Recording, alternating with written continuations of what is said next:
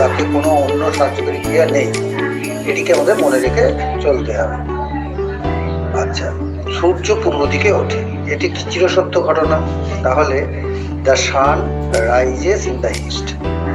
এক্ষেত্রে একটি গুরুত্বপূর্ণ নিয়ম আমাদের মনে রাখতে হবে যে কর্তা যদি থার্ড পারসন সিঙ্গুলার হয় তাহলে ভার্বের সঙ্গে এস বা এস যুক্ত হয়। সেই জন্য the sun rises in the east হবে। সুতরাং এটাকে যদি আমরা নেগেটিভ করতে যাই তখন বাক্যটা দাঁড়াবে the sun does not rise in the east.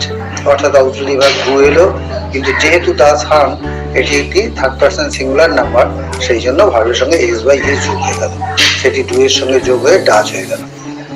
আচ্ছা, এটি তাহলে চিরসত্য ঘটনারও উদাহরণ হলো।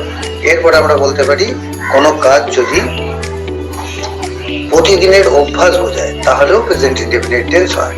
সেটি হচ্ছে যে সে প্রতিদিন স্কুলে যায়, তাহলে হি গোজ টু স্কুল এভরিডে।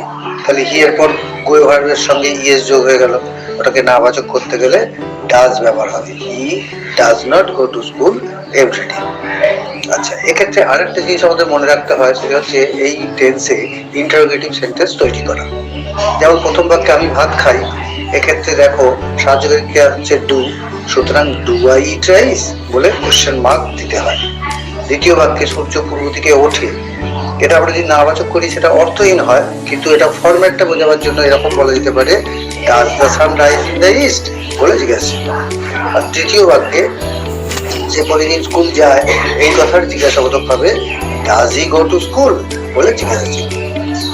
আচ্ছা, আজকে আমরা প্রেজেন্ট ইনডেফিনিট টেন্স বোঝালাম, পরের ক্লাসে আমরা প্রেজেন্ট কন্টিনিউয়াস টেন্স বোঝাবো।